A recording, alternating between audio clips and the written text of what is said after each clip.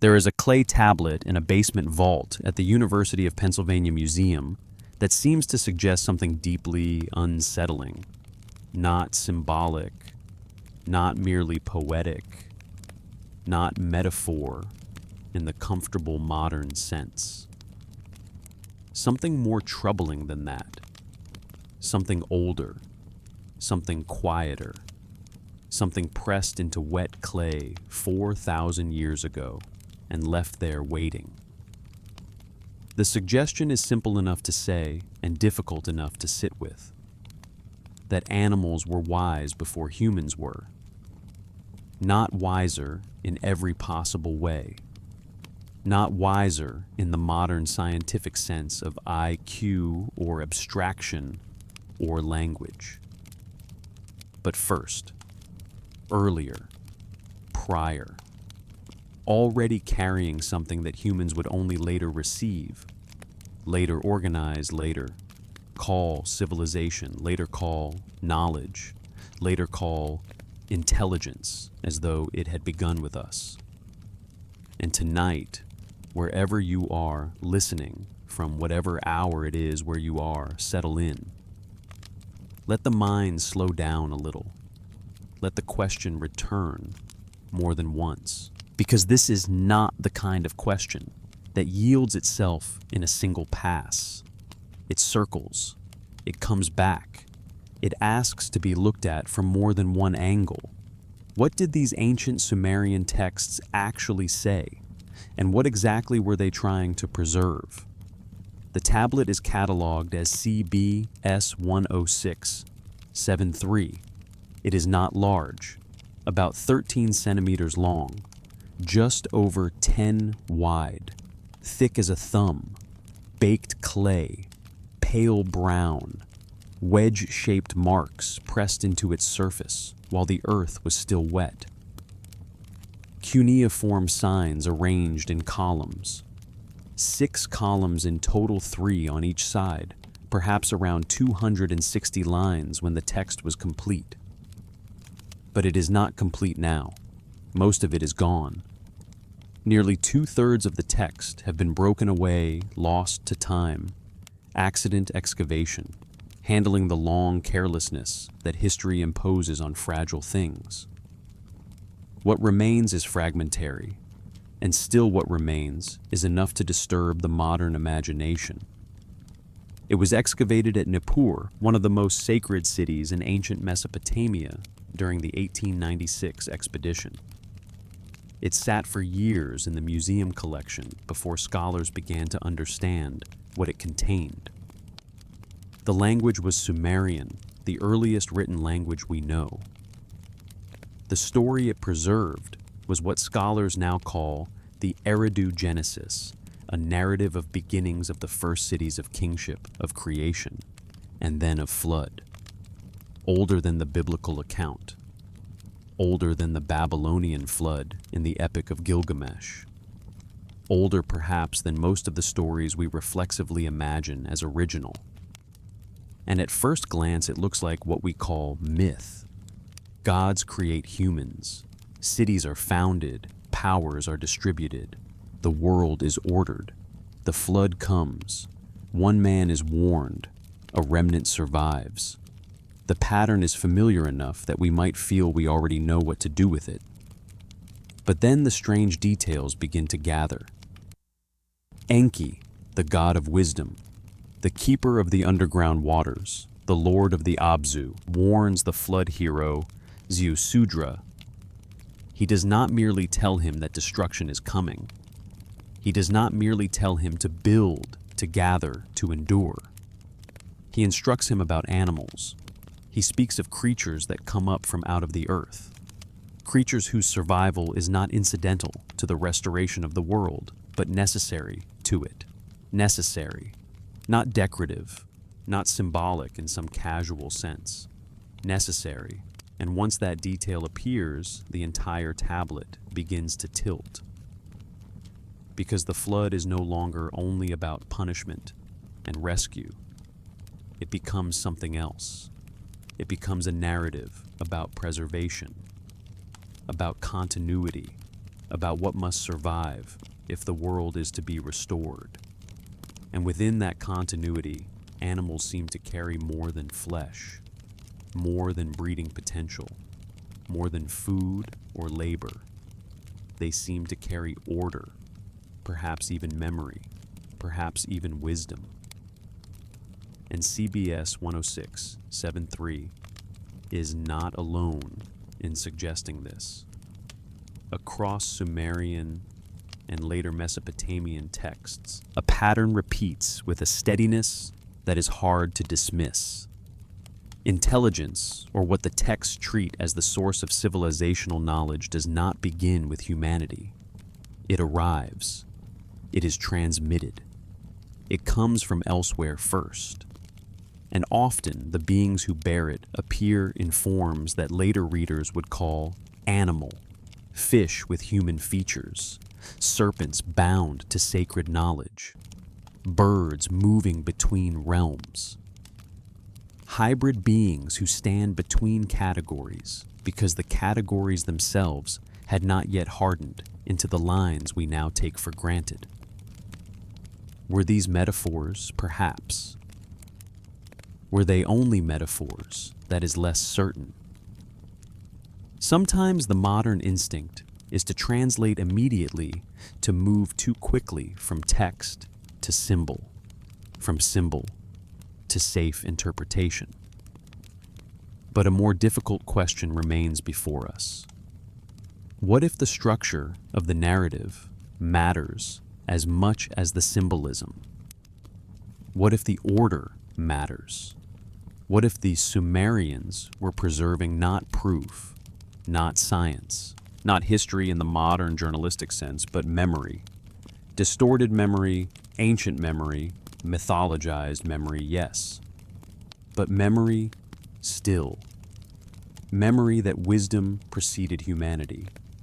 Memory that civilization was received, not invented. Memory that the first bearers of knowledge were remembered in forms that looked to later scribes like animals. That is the question these tablets refuse to let rest. And to understand why that question mattered to them, we have to slow down and understand who the Sumerians were, where they lived, and why their words still survive at all. Southern Iraq, between the Tigris and Euphrates, is where the archaeological record gives us the first true cities, not the first villages, not the first agriculture. Those came earlier elsewhere, but the first dense urban worlds of walls and temples and organized labor and administration and writing, Eridu, Uruk, Nippur, Lagash, cities rising out of marshland and river plain. The Sumerians appear there around 3,500 BCE, speaking a language unrelated to any other known family, developing a script of their own, constructing urban life on a scale the world had not yet seen. Mud brick walls, step temples, canals crossing flat land, workshops producing textiles and metalwork and pottery, scribes seated with reed styluses pressing signs into wet clay. That script cuneiform survived because clay survives. Papyrus decays, leather rots, wood vanishes. But clay once baked endures. Fire destroys libraries of papyrus. Fire preserves libraries of clay. And so the thoughts of Sumer remained buried until the 19th century. Unreadable for ages, their signs reduced to decoration without meaning. Only when scholars cracked cuneiform through bilingual and trilingual inscriptions, especially the Behistun inscription, did the old words begin to speak again. First Akkadian, then more slowly Sumerian, and when those words returned, they brought with them a worldview of remarkable consistency. The Sumerians did not present themselves as inventors of civilization. Again and again, their texts describe civilization as something given. The me, the powers or decrees that structure social and cosmic life, were not human creations. Kingship descended from heaven. Cities were assigned by divine decree. Skills belonged first to gods, or to the strange beings who served gods, and only then to humanity. Human beings, in their own account of themselves, were inheritors, not originators, receivers. And once that is understood, the later claims become less surprising and more unsettling. Because the question shifts. It is no longer simply, did the Sumerians believe animals were wiser than humans? It becomes, why did they repeatedly describe wisdom as arriving from outside the human world at all? And why so often did it arrive, wearing scales, feathers, or the long memory of the deep that is where we go next? If we want to understand how deeply this pattern runs, we have to move from the creation tablet in Philadelphia to another clay object, another record preserved in earth, another fragment of an old attempt to remember the beginning. This one is in Oxford, the Ashmolean Museum, catalog number WB444. The Weld Blundell Prism. A four-sided clay prism inscribed on every side with columns of cuneiform text, administrative in tone, formal, precise, almost bureaucratic. It reads like a list, a record, a ledger of succession. And yet what it records pushes beyond the limits of anything we would call normal history. It is one version of the Sumerian king list, and it begins before the flood. That matters. It matters more than it first appears to matter, because the king list is not poetry in the obvious sense. It is not framed as an ecstatic vision or a hymn. It presents itself like a record of rulership, a sequence, a transfer of authority. Kingship descends from heaven, is established in one city, then another passes from ruler to ruler, is interrupted by catastrophe, and then descends again. The antediluvian section concerns us most. Before the flood, the text says kingship existed in 5 cities: Eridu, Bad Tibara, Larak, Sipar, Shuruppak. 8 kings ruled there. Their reigns total 241,200 years. The numbers are impossible. The tone is not. That is one of the strange things about these texts. They do not speak with the heightened self-consciousness of fantasy. They simply say what they say. In Eridu, Alulim became king. He ruled 28,800 years.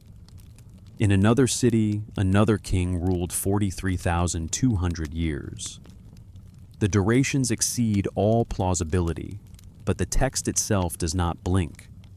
It continues in the same formulaic rhythm it later uses for kings whose existence we can partially correlate with history. So modern scholarship, reasonably enough, treats the early section as mythic. Symbolic reign lengths, cosmic numerology, literary antiquity, a way of projecting the institution of kingship back into immeasurable time, a prologue of impossible duration that grants sacred weight to later political order. That reading may well be right, but even if it is right, something else still requires explanation. The antediluvian kings are not described as if they inhabit a wholly different kind of reality from later rulers. They reign, they preside over cities, they maintain the order of things. The text treats them as continuous with the kings who come later, even though the world around them seems not yet fully like ours. There is continuity, but there is also difference. Enough continuity to suggest memory.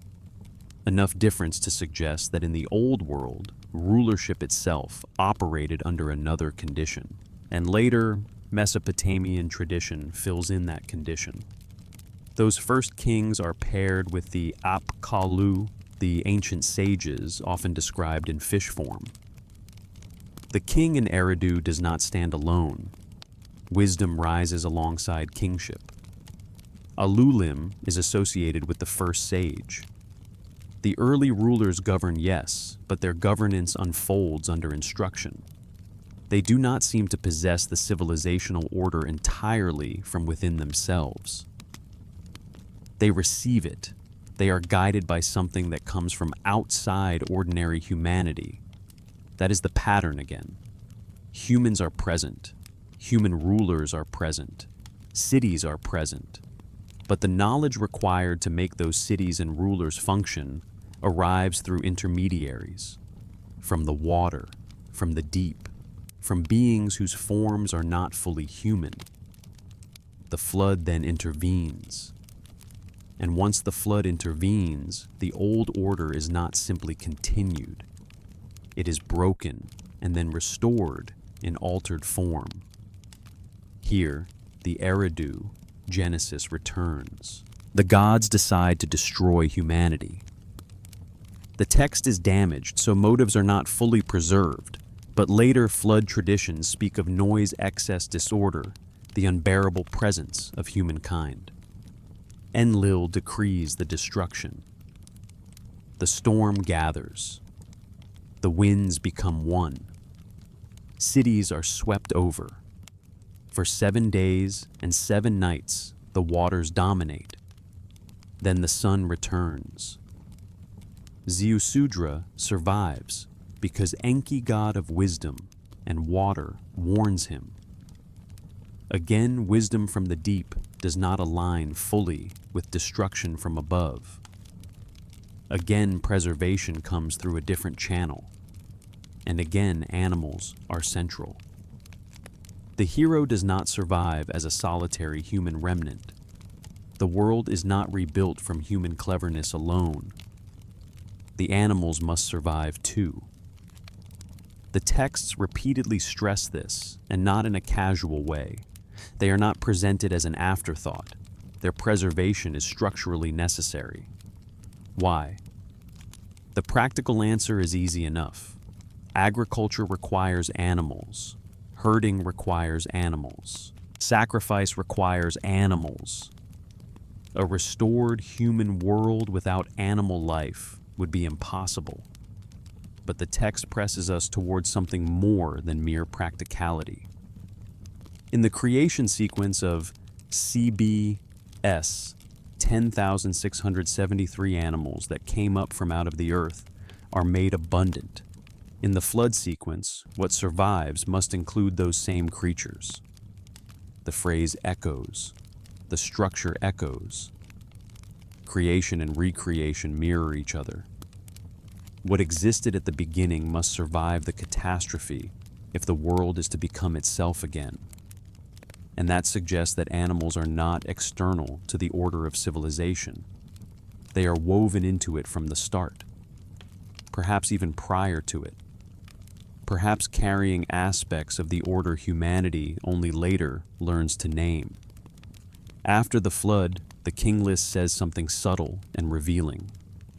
Kingship descended from heaven again, not simply resumed, not merely continued, descended again, as though the principle had to be reintroduced, as though human society, left to itself after catastrophe, could not regenerate the structure from its own depths without receiving it once more. This is a profoundly non-modern idea. It does not describe civilization as the steady accumulation of human experiment. It describes civilization as a cycle of reception loss and renewed reception. Wisdom exists. Wisdom is given. Wisdom is lost. Wisdom is given again. And the beings who mediate that giving are not usually portrayed as ordinary humans. That old world, the antediluvian world, begins to look stranger the longer we stay with it. Not because it asks us to believe in impossibly long-lived kings. That part is almost easy to dismiss. The stranger thing is the pattern beneath the impossibility. a time before the flood in which humans rule but do not yet fully own knowledge. A time in which cities exist, but their order is not yet wholly human. A time in which sages from the water stand beside kings, instructing guiding bearings something older than the cities themselves. Could all this be myth? Of course. Could it still be memory, structural memory, not literal reportage? Also, yes. Memory of a period in which civilizational knowledge arrived from outside the groups that later preserved it. Memory of instruction. Memory of transmission. Memory of the strange dependence of early human order on forms of intelligence not experienced as fully human. The flood becomes the great divider. Before it, wisdom moves openly between realms.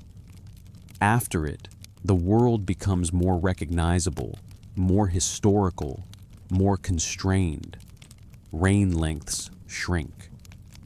Divine-human interaction becomes less direct.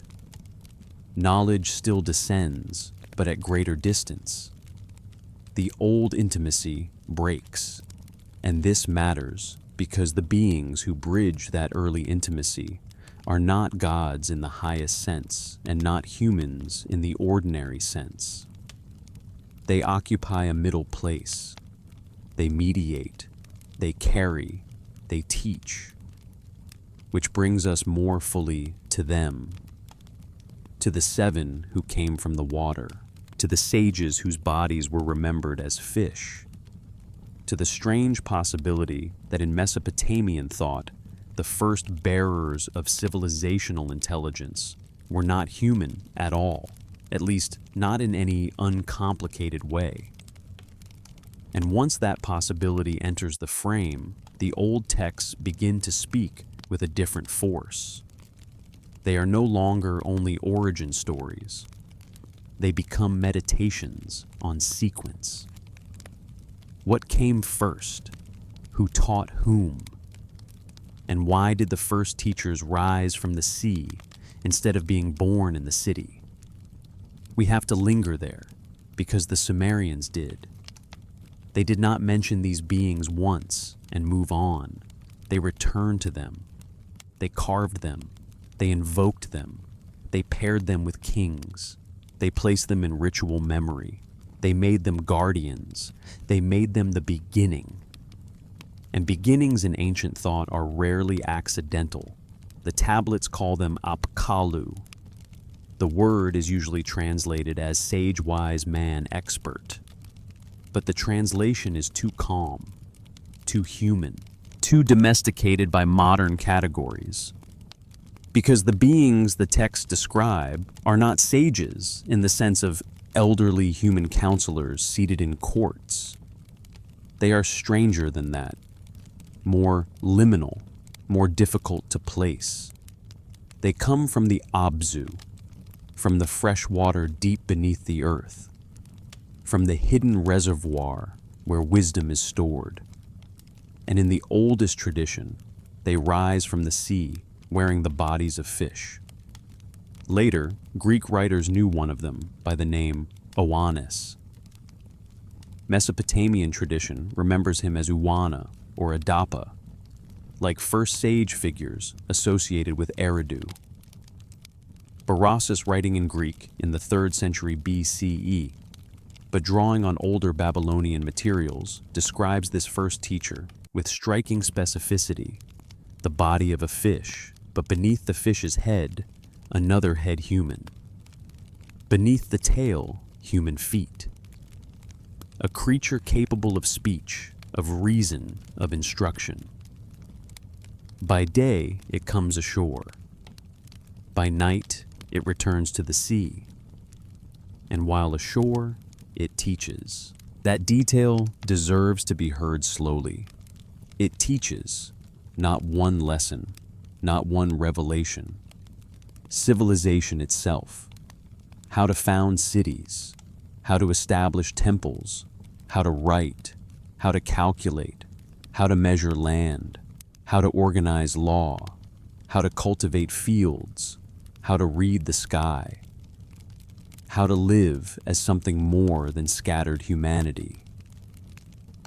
This is not a minor mythic flourish. It is a full account of cultural transmission, and it is not limited to one being. The tradition speaks of 7 abcalu, 7 sages linked to the antediluvian age, 7 bearers of knowledge associated with the earliest cities and earliest kings. They are remembered across genres in ritual texts, in incantations, in protective traditions, in later commentaries. Their images were not treated as literary decoration. They were installed in houses, carved in relief, buried at thresholds, set near entrances to drive away evil and maintain order. They were protectors because they were teachers. They were teachers because they stood close to the source of wisdom. And still the question remains, why fish? The conventional answer is symbolic and sensible. Water in Mesopotamian cosmology is primordial. The abzu is the source of life and understanding. Fish belong to water. Therefore, fish-bodied sages symbolize wisdom emerging from the primordial deep into human society. That is coherent. It explains much. But does it explain enough because the imagery is peculiarly concrete? It does not say simply that wisdom flowed like water. It does not say only that gods inspired human minds. It insists on embodied intermediaries, creatures with animal form and human function, teachers who are not merely associated with water, but whose bodies appear adapted to a world prior to or beyond human settlement. And the insistence on embodiment matters. Ancient Mesopotamian religion could have given knowledge directly from gods to humans. Many traditions do exactly that. A deity speaks. A human receives. End of sequence. But these texts insert a middle term. The gods create or govern. The abcalu teach. Humans learn. That middle term is crucial because it implies mediation, and mediation implies distance. Perhaps humans cannot receive the deepest forms of order directly. Perhaps something has to translate. Something has to cross between realms. Something has to make wisdom bearable, receivable, transferable. The fish-bodied sages do that work. They are not gods. They are not ordinary humans. They are intelligences housed in forms that to later observers are remembered as animal. This raises the question we keep circling, because the text keeps circling it. Is the animal form incidental? Or is it essential? Is it costume, metaphor, symbolic vocabulary? Or does it preserve a deeper intuition that intelligence itself was once imagined as belonging to bodies other than ours?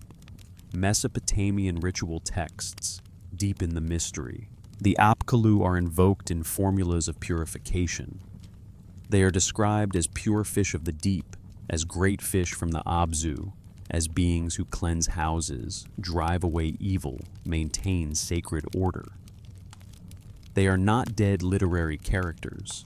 In ritual imagination, they remain active, accessible, potent. That persistence matters. A civilization does not keep invoking the same figures over centuries unless those figures answer some continuing need.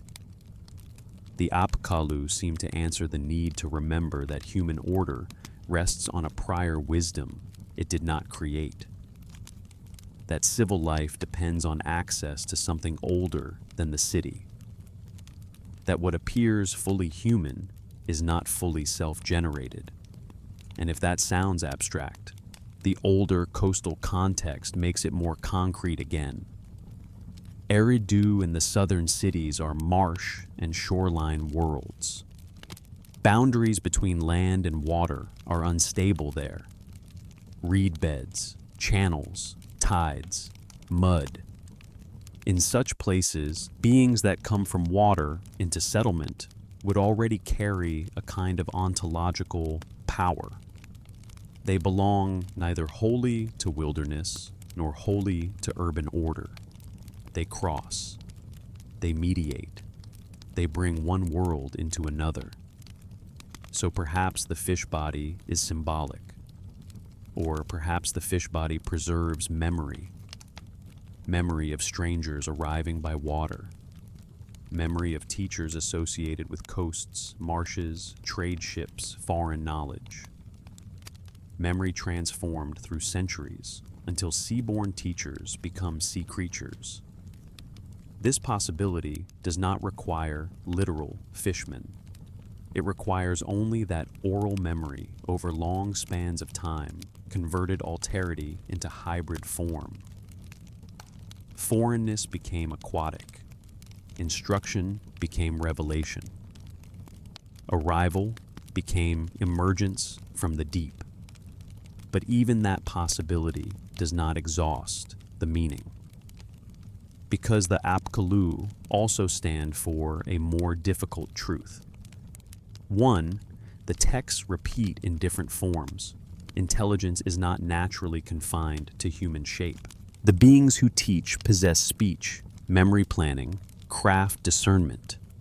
They have minds, yet their remembered bodies are not human bodies. The lesson is subtle but persistent. Personhood knowledge, civilizational agency. These are not, in the Mesopotamian imagination, guaranteed to begin with humanity. Later traditions complicate the picture further by mentioning bird form and other hybrid sages as well. Eagle-headed figures, winged intermediaries, not merely decorative monsters, but guardians and transmitters. Again, the emphasis falls not on species for its own sake, but on the category non-human yet wise.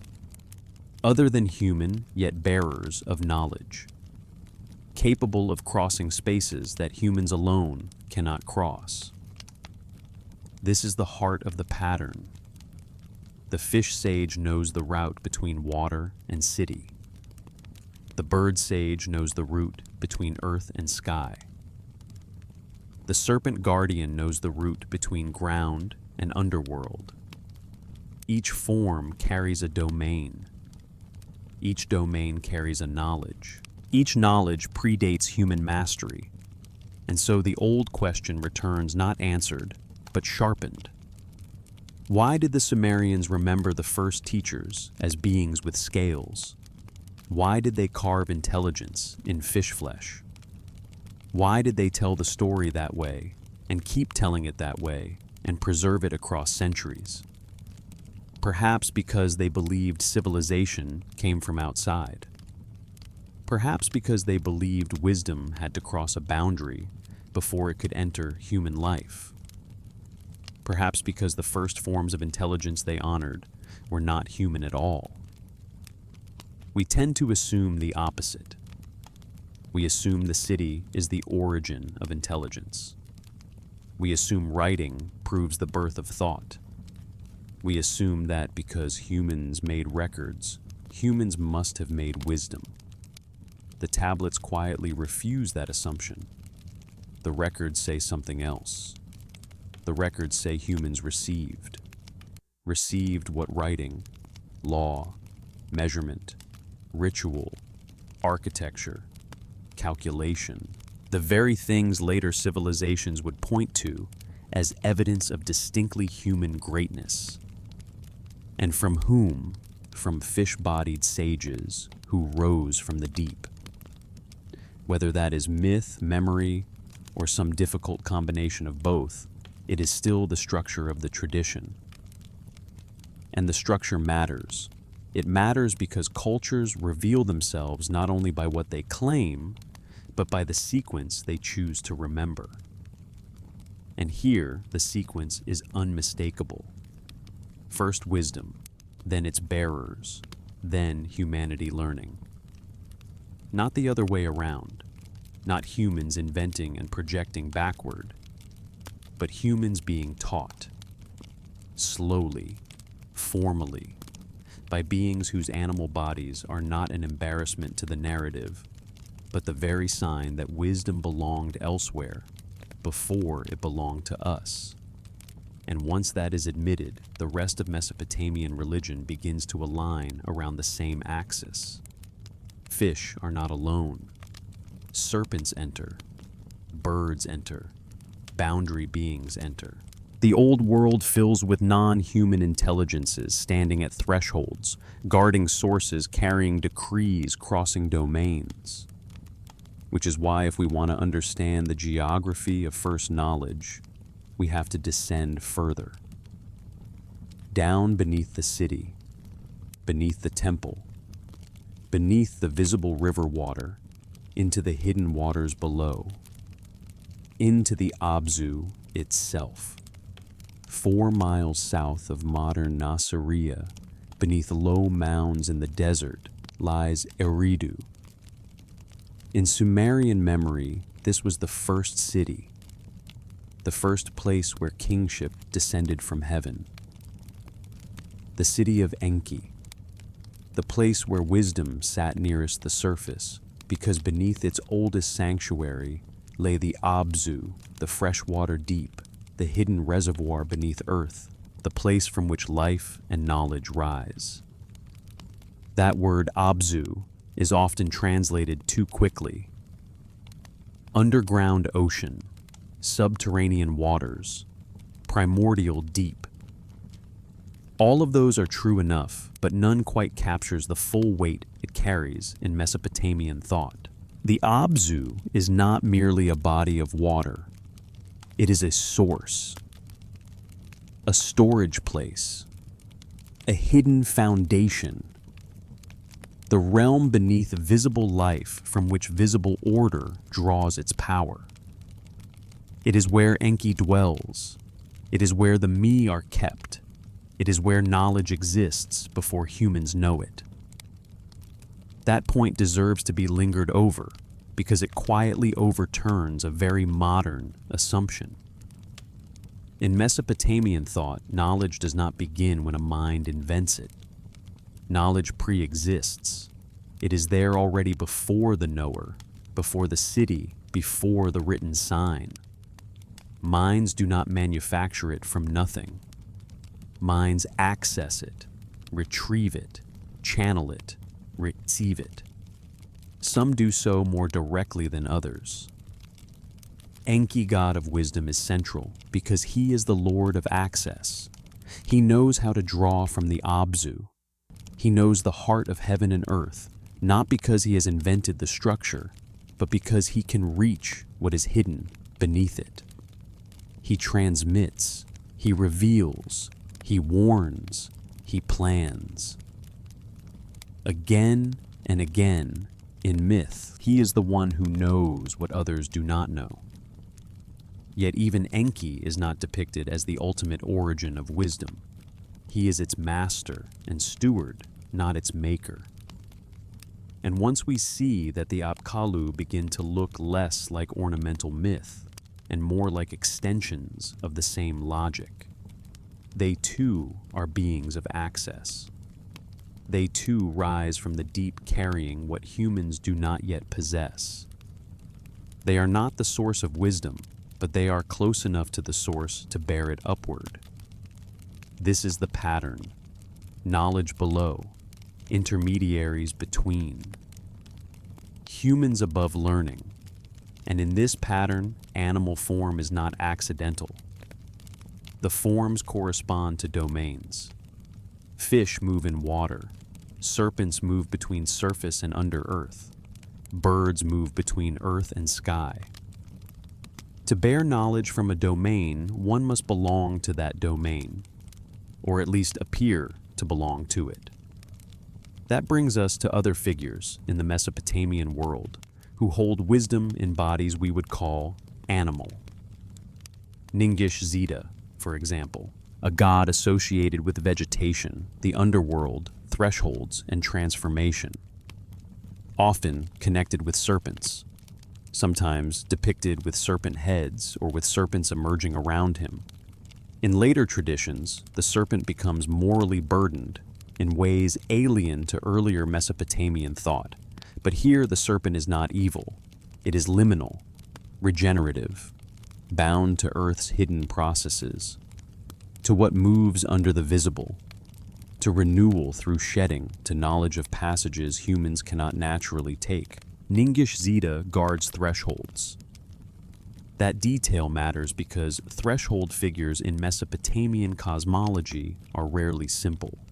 Thresholds are where power changes state, where one realm becomes another, where order is transmitted, where what is hidden may become visible, and what is visible may descend. To guard a threshold is to guard a form of knowledge. The serpent body then becomes meaningful beyond symbol. It is a body suited to hidden routes, close to soil, close to roots, close to burial and return. It embodies a knowledge of underworld transition that human bodies do not naturally possess. Then there is the Anzu bird. In the epic of Lugalbanda, the great bird appears in the mountains, terrifying and divine, a being of storm and altitude and wilderness. Lugalbanda does not conquer it through brute force. He honors it, survives in its presence, receives extraordinary capacities through the encounter. Speed beyond the ordinary, strength beyond the ordinary, perception beyond the ordinary.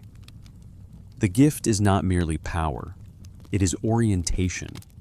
It is the capacity to move between the civilized world and the wild. And in another tradition, Anzu steals the Tablet of Destinies. This is crucial.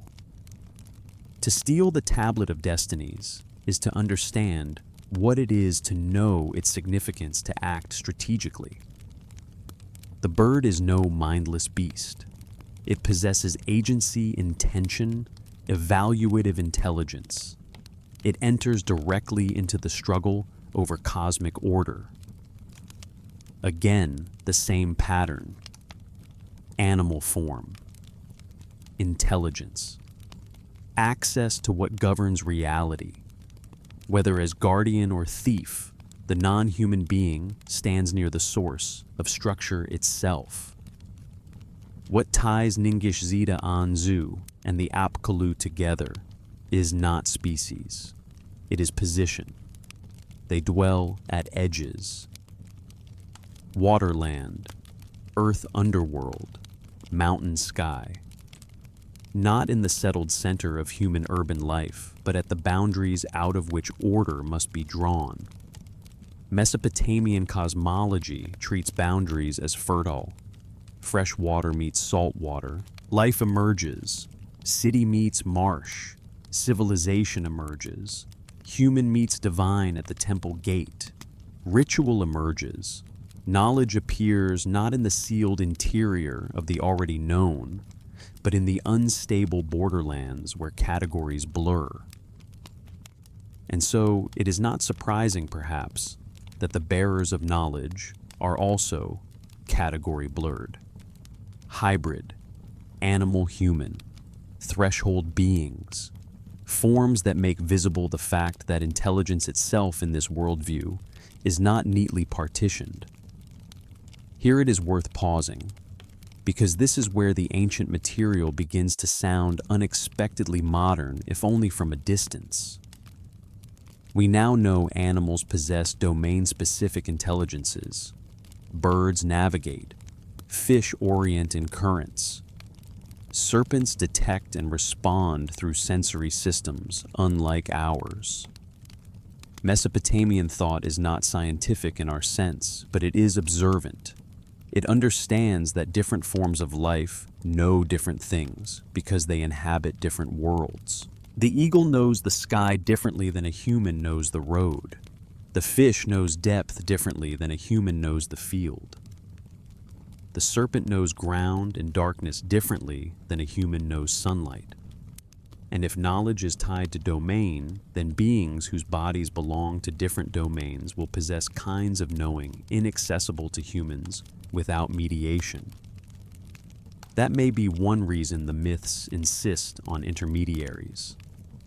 Humans are surface beings. We cannot naturally dive to the source fly to the heights, or descend into death and return. So knowledge comes to us through those who can. Fish-bodied sages, bird-like messengers, serpent guardians. This is not merely literary richness. It is a theory of access, a theory of first knowledge, and it prepares the way for one of the most important concepts in all of Sumerian thought, the me. Because once knowledge is imagined as something that exists before humans, that can be stored, possessed, transferred, stolen, hidden, or embodied, then the old question becomes even sharper. What exactly were humans receiving? What was it that existed in the abzu before cities?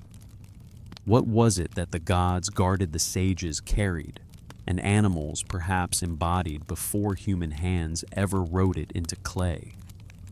To answer that, we have to look at the me themselves, the invisible architecture of civilization, the powers that structure existence, the things humans never claim to invent. There is a Sumerian term that resists easy translation: me. Scholars often render it as divine decree, divine power, essential order, cultural ordinance. All of those help a little. None of them quite finishes the work. Because the me are not just laws and not just powers and not just abstract principles. They are the operative structures of reality as Mesopotamian thought imagined it. The hidden templates that make things what they are. Kingship is a me. Writing is a me. Temple service is a me. Music is a me. Judgment, warfare, craftsmanship, sexuality, destruction, rule, lamentation. These too are me. The list is striking because it encompasses both what we would call elevated and what we would call dangerous. Civilization in this view is not only order in the moral sense. It is the full set of powers by which a world becomes structured and inhabited. And the crucial point is this: the me exist before humans possess them. Humans do not invent kingship and then name it. Humans do not slowly discover writing as though by internal genius alone. The me are already there, stored in the abzu, guarded by Enki, transferred, stolen, gifted, carried. This is clearest in the myth of Inanna and Enki. Inanna visits Enki in Eridu. Enki, in a moment of loosened judgment, gives or allows her to take the me, dozens upon dozens of them. She loads them onto her boat and carries them away to Uruk. The story is often read politically or ritually, and those readings matter. But beneath them lies a more basic idea.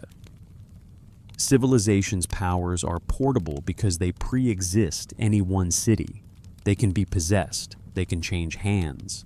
They are not created by the people who first exercise them. This is extraordinary if we stop and hear it carefully. The powers that make civilization possible are older than civilization. That means humans in the Sumerian view are not creators of the pattern.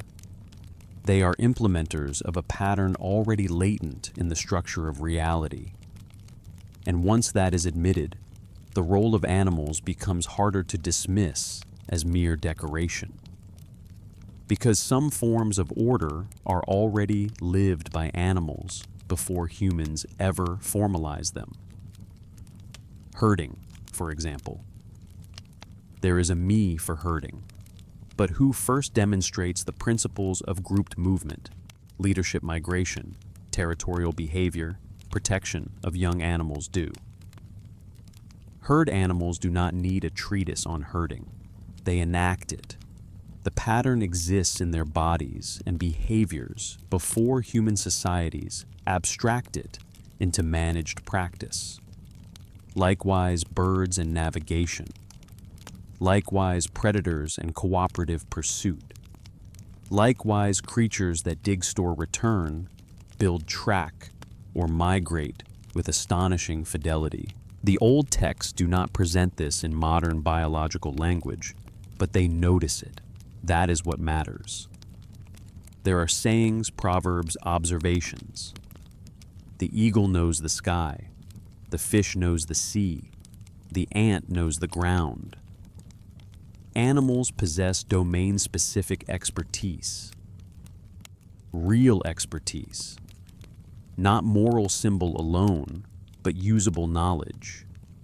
Human beings then may learn by watching, by abstracting from what already exists, by receiving from the world what the world has long embodied.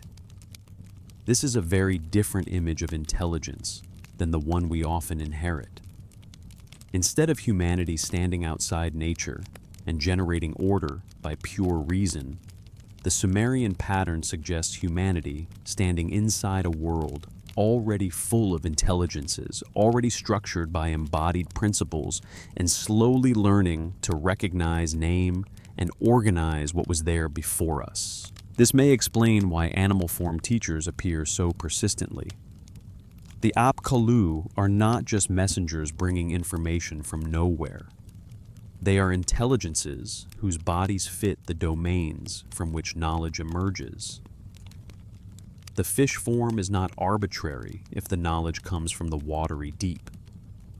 The serpent form is not arbitrary if the knowledge concerns renewal, under-earth pathways, healing thresholds of life and death. The bird form is not arbitrary if the knowledge concerns transcendence, direction, height, storm, or messages between realms. The beings are the knowledge in embodied form. Or at least that is how the mythology continually behaves. And this becomes even more important when flood enters the picture again. Because what is preserved through the flood is not merely DNA in some modern biological sense. What is preserved is the continuity of me in living embodiment. If a species disappears, the principle it lives disappears from the world as an active pattern. It may remain hidden in the abzu as potential, but it no longer walks, flies, breeds, hunts, migrates, or demonstrates itself in material reality. That is why the animals matter so much on the ark. Not only because humans need livestock after catastrophe, but because the restoration of the world requires living carriers of order. To restore that me for herding, there must be herd animals. To restore sacrifice, there must be sacrificial animals. To restore movement across the sky as omen and orientation, there must be birds. To restore the patterned wildness that keeps the world from collapsing into sterile human self-reference, there must be non-human life. The flood then becomes a crisis of transmission. Can civilization survive destruction? Only if memory survives. Only if the bearers of embodied order survive. Only if wisdom is not confined to the human mind. This is why the old narratives feel so stubbornly insistent. Again and again, they refuse to make humanity sufficient unto itself. Again and again, they replace the source elsewhere. In the deep, in the gods, in the me, in the sages, in the animals that already live according to principles humans must learn and relearn. A modern reader may still call all this myth, and perhaps it is. But myth here is doing something very precise. It is preserving an account of dependency. Human dependency on older forms. Human dependency on external instruction. Human dependency on a world that is already intelligent before we begin to write. There is something almost humbling in that, or unsettling, perhaps both, because it means civilization is never entirely ours. Even when we build it, we are building from borrowed forms. Even when we speak of innovation, we are drawing on structures that precede us. Even when we imagine we are masters of intelligence, we are participants in a wider field of knowing that we did not begin. The texts do not say this in a thesis statement. They do not argue it like philosophers. They simply repeat it through story, image, and sequence. The me come from the deep. The sages carry them. Animals embody them. Humans receive them. And once that sequence becomes visible, another story takes on a different light. The story of Adapa, the first human sage. The one who receives wisdom, but not all wisdom. The one who comes close to transcendence and is held back. The one whose refusal reveals just how carefully human intelligence is managed in Mesopotamian thought. Because if knowledge is something granted, then it can also be limited. And if humans are meant to receive, then perhaps they are never meant to receive everything. That is where Adapa stands, at the edge, wise but not free, taught but still incomplete. And his story tells us something crucial about what the Sumerians thought intelligence really was. Adapa is a strange figure, not because his story is especially long. It is fragmentary, like so much of Mesopotamian literature. Broken tablets, missing lines, gaps where meaning has to be reconstructed by patient comparison. But what survives is enough to make the shape of the story unmistakable, enough to show us how the Mesopotamians imagined human intelligence at its highest, and how carefully bounded that highest form remained. Adapa is often described as the first sage, a priest of Eridu, a man created by Enki, not merely inspired by Enki, created by him with intentional design. Enki grants him wisdom, speech, discernment, extraordinary perception. The phrase that returns is that Adapa knows the heart of heaven and earth, a remarkable claim. It implies not ordinary cleverness, but deep structural understanding, a kind of cosmic literacy. And yet there is something Adapa does not receive. He does not receive immortality. That absence is the center of the story. The tale begins with water, as so many of these tales do. Adapa is fishing in the Persian Gulf, working in service of Enki's temple. The south wind rises, overturns his boat, hurls him into the water. In anger, Adapa curses the wind and breaks its wing. For 7 days, the wind does not blow. The disturbance reaches heaven. Anu, the sky god, notices and summons Adapa upward to explain himself. Before Adapa ascends, Enki instructs him carefully. This is crucial. Adapa is wise, but he must still be told what to do. Enki warns him that Anu will offer food and water, and that he must refuse them. They are the food and drink of death, Enki says. Poison, a trap. Accept clothing and oil if offered, but not nourishment. Adapa trusts him. Why would he not? Enki is his creator, his source of understanding, the one who fashioned his mind. If wisdom in Mesopotamian thought is received, then Adapa is the perfect receiver. He obeys. He ascends to heaven. He charms the gatekeepers. He speaks well. He explains himself with intelligence and restraint. Anu is impressed, not enraged. And then the great reversal arrives. Anu does offer food and drink, but they are not the food and drink of death. They are the food and drink of life. Immortality is being offered, the thing Adapa lacks, the thing that would complete the human condition beyond what humans are normally allowed to be. And Adapa refuses. He refuses because he is obedient. He refuses because he trusts the source of his wisdom. He refuses because the wisdom he has been given is real but incomplete. That is the tragedy. And Anu's response clarifies everything. Why did you not eat? Why did you not drink? Now you will not live forever. So the structure becomes visible. Humans may be granted intelligence. Humans may be taught. Humans may know the heart of heaven and earth. But the gift has limits, and those limits are not accidental. They are administered. Enki has lied to Adapa, or at least deliberately deceived him in order to keep him mortal. Whether to protect cosmic hierarchy, preserve divine privilege, or simply maintain the designed order of service, the effect is the same.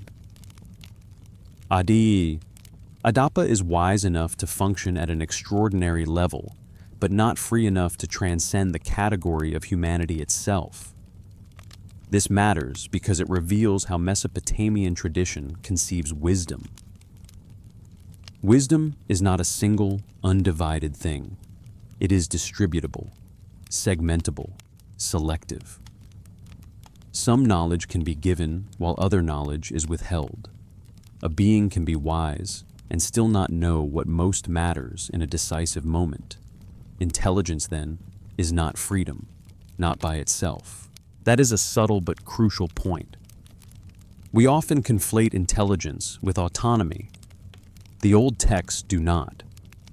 Adapa is highly intelligent, yet still dependent, still obedient, still unable to see beyond the boundaries of the gift he has received.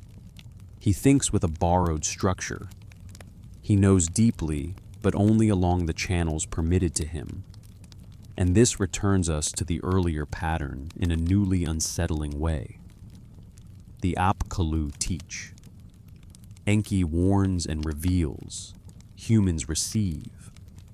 But what if what humans receive is always curated? What if civilization itself, as granted from gods through intermediaries, is knowledge shaped to serve an order? Humans did not choose. The Adapa story does not resolve that question, but it does make it unavoidable. It also throws new light on animal form intermediaries.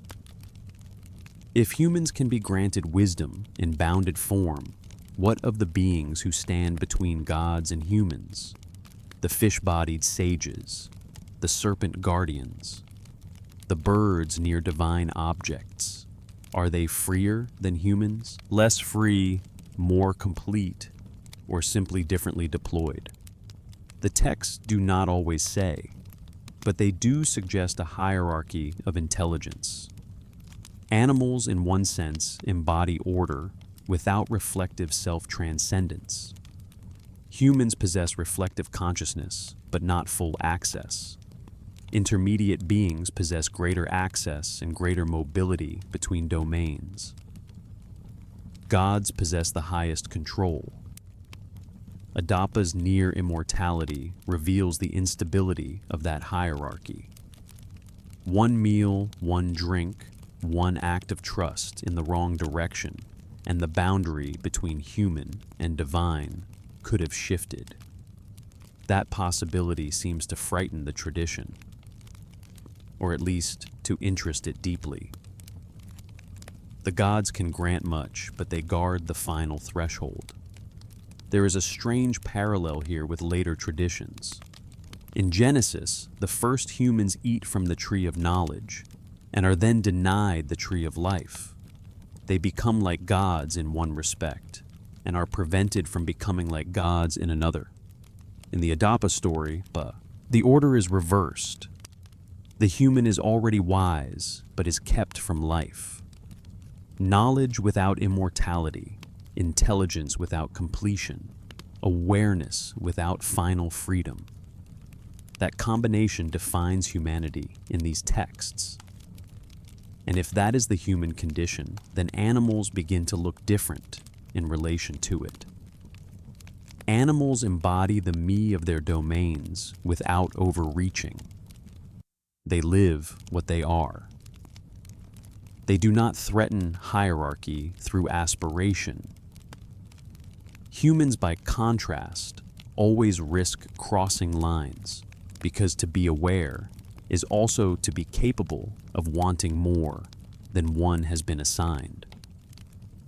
Perhaps that is why animal intelligence carries such a peculiar dignity in Mesopotamian thought. It is not contemptible. It is not merely lesser. It is pure in a way human intelligence is not. It is direct, embodied, unconflicted. The dog knows one thing and not another. The bird knows the root. The fish knows the current. The herd knows movement. The serpent knows the path beneath. Their knowing is real, but not rebellious. Humans are more dangerous. We ask, we infer, we compare, we desire what lies above our station. Adapa in his obedience becomes the perfect example of how intelligence can be granted while still being contained. And because his story is linked to Eridu, to Enki, to the oldest city and deepest water, it stands very near the center of the whole Mesopotamian meditation on first knowledge. Wisdom comes from outside. Wisdom can elevate. Wisdom can civilize. But wisdom, when given to humans, is never unbounded. That leaves another question hanging in the air. If humans never received everything what persisted outside of us, what forms of knowledge remained embodied elsewhere? The flood stories offer one answer. Because when the waters rise and civilization is nearly erased, the texts quietly reveal who still carries what must not be lost. Not just the chosen human, not just the remembered ritual, but the animals. The animals who know in ways the human survivor does not. The birds who test the world. The creatures who must live if order is to live. The carriers of continuity when the human city goes under. In the British Museum, there is another flood fragment, another clay witness from another library. Tablet 11 of the Epic of Gilgamesh catalog, number 3375, discovered at Nineveh among the remains of Ashurbanipal's vast collection. The language is later. The setting is later. Babylonian rather than Sumerian in its standard form. And yet the old structure is still there. The same catastrophe. The same warning from the God of wisdom. The same vessel. The same survival of more than one species. The same unsettling insistence that the world cannot be restored by humans alone. Utnapishtim Akkadian counterpart to Ziusudra tells Gilgamesh how he survived the deluge. Ea, the Akkadian counterpart of Enki, warns him through the reed wall, speaking in a way that preserves divine technicalities while violating divine intent. Build the boat, load it, preserve the seed of all living things. That phrase is worth hearing slowly. The seed of all living things, not merely your family, not merely your tools, not merely your sacred texts, living things. The continuity of life itself becomes the condition of post-catastrophic order. And when the loading begins, the structure of the narrative remains revealing. Utnapishtim gathers family craftsman possessions. But the animals are not incidental freight. They are among the essential contents of the vessel. Their preservation is built into the logic of rescue. The storm then breaks with astonishing violence. Thunder, darkness, rivers overturning, dikes collapsing, the gods themselves recoiling from the force they have unleashed. For 6 days and 7 nights the tempest devours the world. Then silence, then stillness, then the stranded vessel, and then one of the most famous sequences in ancient literature, the release of the birds. First a dove, then a swallow, then a raven. The first birds return, the raven does not. Usually this moment is treated as practical scouting, and of course it is that. But the sequence is more than practical. The bird becomes an evaluator of reality, a finder, a judge of habitability. The human trapped within the vessel cannot know whether the world is ready. The bird can. Its own capacities, flight, perception, orientation, hunger, decision, become the instrument by which post-flood reality is tested. That is intelligence. Not human intelligence, not linguistic intelligence, but intelligence nonetheless. Information gathered through action. An environmental judgment made by a non-human agent whose knowledge exceeds the human survivors in that moment. The bird does not merely symbolize knowledge. It carries it. It produces it. It makes survival intelligible. And once that is seen, the flood narrative changes tone. The animals are no longer cargo. They are collaborators in continuity. Their survival is not merely useful, it is epistemically necessary. The human survivor needs what the animal knows. After the flood, Utnapishtim makes sacrifice. The gods gather around the offering. That too matters. Sacrifice requires animals. Ritual order after catastrophe depends on the very creatures preserved through catastrophe. Without them, the relationship between gods and humans cannot be resumed in the familiar form. The gods may have unleashed destruction, but the restoration of the world still depends on the living beings they nearly erased. In the earlier Eridu Genesis, the point is quieter, but perhaps even more profound. When the flood hero emerges, the small animals that came up from the earth reappear in the structure of restoration just as they appeared in the structure of creation. Creation and recreation mirror each other because the world is not fully itself without them. Why preserve this so insistently unless animals were imagined as bearers of more than utility? The modern temptation is to say, because ancient agricultural societies depended on livestock and wildlife. True, but not sufficient. The text could have said that plainly.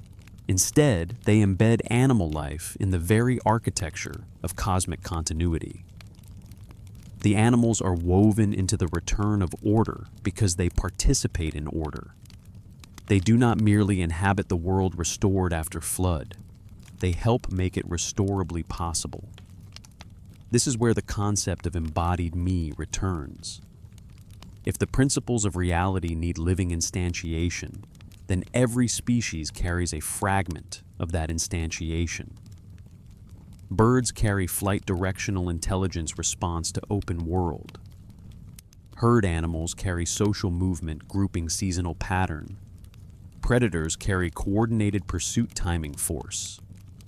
The world is not a blank stage on which humans project meaning. It is already full of enacted patterns. And catastrophe threatens not only bodies, but patterns. That is what flood really tests in these narratives. Can patterns survive destruction? Can knowledge survive inundation? Can the world remember itself after nearly being unmade? The answer is yes, but only because memory is distributed. Some in the human survivor, some in divine decree, some in the living behaviors of animals, some perhaps in the hidden deep itself, where the me remain latent, whether or not the surface world currently manifests them. This reading may sound abstract, but the old stories make it concrete in every image. The raven does not return because it finds food carrion, a changed world sufficient to its needs. That decision becomes information. The bird reads the world, and in doing so, teaches the human what the human cannot yet know. Again, the old sequence. Humans receive, animals demonstrate. Continuity depends on both. There is also a theological discomfort hovering beneath these scenes. Enlil is furious that survival occurred at all. Ea defends it. Collective destruction, he implies, exceeded justice. But the world that returns after flood is not a world humans simply rebuild at will. It is a world re-entered through fragile dependence. Humans need what remains alive beyond them. Gods need resumed ritual. Animals need restored habitat. The system is interdependent in a way flood makes visible.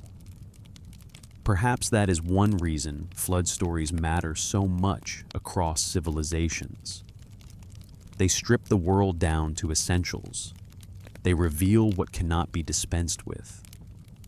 And in Mesopotamian flood narratives, animals are always among those essentials. Not because the texts sentimentalize them, not because ancient authors were proto-environmentalists in a modern sense, but because the logic of their cosmology would collapse without them. Remove the animals, and you do not only reduce food supply, you reduce the world's enacted knowledge. You sever the lived continuity of divine principles in matter. That is why wisdom and water remain linked here. Enki Ea, Lord of the Deep, is the one who preserves the possibility of continuity by preserving more than humanity. The God of wisdom protects the world by ensuring that the world's non-human intelligences endure. So when we say the flood narratives preserve the idea that animals knew, we are not forcing a modern theme into an ancient story. The story itself keeps returning to that conclusion. The human survivor knows one kind of thing how to build because he was warned. The bird knows another when the world is habitable. The herd animals know another still how to resume the patterned life that makes agriculture sacrifice and settlement thinkable again. The world after flood is not invented from scratch. It is reassembled from surviving intelligences. And because the old texts see intelligence as older and wider than humanity, the flood becomes one more witness to the same underlying claim. Before the city animals knew. After the city was nearly erased, animals still knew. The waters do not cancel that. Do not. They reveal it, which means the next question presses forward almost by necessity. If animals and hybrid beings carry wisdom across catastrophe, what about the oldest layer of all before city, before flood, before organized human order? In the beginning, not of civilization, but of cosmos itself. Who knew then? Mesopotamian myth has an answer for that too, and it is not a reassuring answer. Because when we move back beyond the ordered world, the first intelligent beings are not gentle teachers rising from the sea. They are creatures of Tiamat, chaotic, primordial, terrible. Animal-shaped minds present before the cosmos as we know it has fully stabilized. Before the organized cosmos, there was mixture. That is how the Enuma Elish begins. Not with a neat creation from nothing, but with mingling. Abzu, the fresh waters. Tiamat, the salt waters. Undivided, intermingled. No clear boundary yet between categories, no fully arranged heaven and earth, no stable places assigned. Out of that mixture, the first gods emerge. And before the younger gods establish order, noise enters the world. Disturbance, tension, conflict. Abzu wishes to destroy the new generation. Ea kills Abzu first and takes his place over the freshwater deep. Tiamat, enraged, creates an army. This is where the story becomes vital for our question. Tiamat's army is not dumb force. It is intelligence in terrifying form. The text describes monstrous beings, serpents, dragons, storm creatures, hybrid figures, forms difficult to reconstruct completely because the text and its interpretations are old and uneven.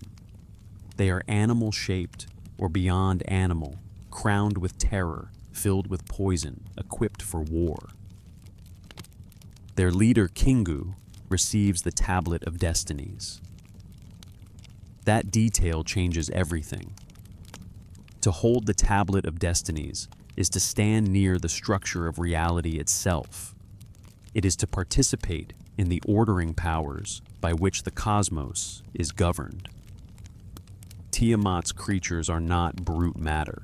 They are bearers of will agency, strategy, and dangerous knowledge. They threaten the coming order because they are capable of wielding power at a cosmic level. This means that in one of the central Mesopotamian creation narratives, non-human animal-formed intelligences precede humanity entirely, not as symbols only, as actors, as planners, as combatants in the earliest conflict over what kind of world will exist. Marduk defeats Tiamat. He splits her body. He creates heaven and earth from the pieces. He reclaims the tablet. Kingu is executed. Humanity is fashioned from clay mixed with Kingu's blood. The official order is installed. The cosmos is stabilized. But notice what has happened structurally. Humanity arrives late. Before us come primordial waters. Before us come gods. Before us come chaos beings with agency and access to destiny. The first minds in the story are not human minds. And even after defeat, Tiamat's creatures are not simply erased from cultural memory. Something of them lingers. Some are bound, subordinated, repurposed. Later, hybrid beings, protective figures, ritual guardians, threshold spirits may preserve traces of that older stratum. Whether through direct continuity or symbolic echo, the world of Mesopotamian art and ritual remains populated by animal-human beings whose intelligence is ancient and whose function is indispensable. This darkens the entire picture, because now the idea that intelligence predates humanity no longer belongs only to beneficent sages and useful animals. It reaches back into primordial disorder. Intelligence itself is not automatically moral or benevolent. It is power. It is capacity. It can align with order or resist it. The Anzu bird steals the Tablet of Destinies. Tiamat's creatures challenge heaven. Wild power thinks. Non-human agency is real. The gods fear it enough to fight it. This may be one reason later civilizational wisdom must be mediated and controlled. Knowledge is potent, because it comes from zones older than order. The abzu holds it. Chaos once wielded it. The gods organize it. Humans receive only enough of it to serve within the established arrangement. That is why Adapa is limited. That is why the ME are transferred with such care. That is why hybrid guardians stand at doors and thresholds. They remind everyone that intelligence is not a human possession and not always a safe one. The modern imagination often assumes that more intelligence is simply better. Mesopotamian texts are more cautious. Intelligence can civilize, but it can also rebel. It can build temples, but it can also steal destinies. The difference is not in whether a being thinks. The difference is in how that thinking is aligned. This alignment appears everywhere. Wild animals outside the city may threaten the city, yet the same wildness preserves powers the city needs. Domestication makes order possible. Yet too much severance from primordial power risks sterility. The flood destroys excess. Yet the restored world still requires non-human life. Chaos creatures are defeated, yet their forms remain in the iconography of protection. A deep ambivalence runs through all of it. The older than human intelligences are necessary and dangerous at once. And then there is humanity itself. In the Enuma Elish, humans are made from Kingu's blood, from the blood of a rebel, mixed with clay, created to serve. That is one of the most haunting anthropologies in the ancient world. Humans are designed by divine intention, yes, but built from the residue of chaos. Servant creatures carrying within themselves a trace of the very rebellion the gods sought to overcome. No wonder intelligence must be bounded. No wonder human wisdom is granted but not completed. No wonder the old stories place us under the tutelage of beings older than ourselves. We are unstable creatures in these myths, capable of order, but touched by chaos, needing instruction, needing ritual, needing external forms to orient us toward the right arrangement of power. The fishmen teach, the serpent guards, the bird carries or steals. The monster remembers an older order. Everywhere the same message intelligence is not beginning with us. It surrounds us, precedes us, exceeds us, and requires management. Seen from this angle, the Sumerian and Babylonian traditions are not naive at all.